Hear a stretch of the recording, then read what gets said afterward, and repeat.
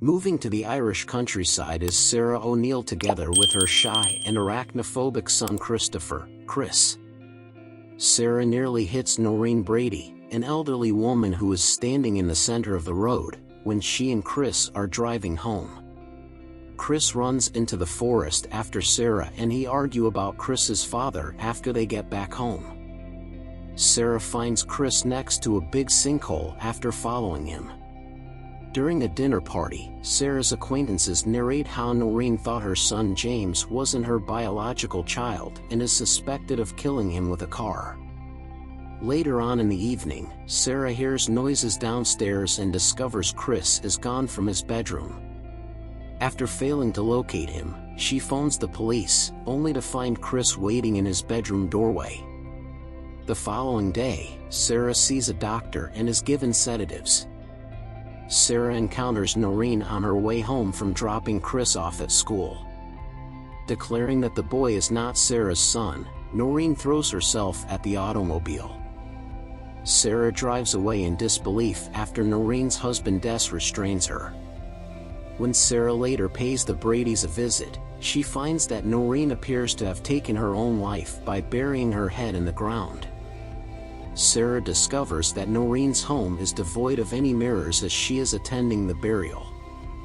Des later reveals to Sarah that Noreen thought their kid James was a fake, and she claimed to be able to tell by observing the boy's reflection in a mirror.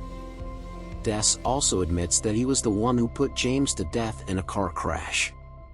Chris starts acting strangely. He used to detest Sarah's food, but now he's friendly and even likes it.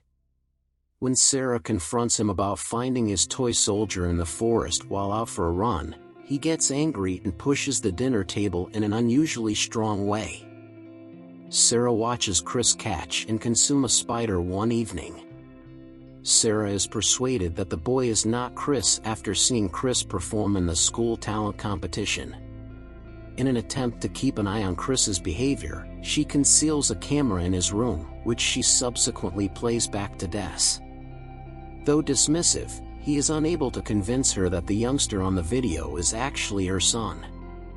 After Chris doesn't recognize their favorite game, Sarah gives him a dose of sedatives mixed into his food and confronts him about who he is. Chris, the imposter, assaults Sarah, rendering her unconscious. After burying Sarah's head in the earth, he is quickly rendered unconscious by the sedatives.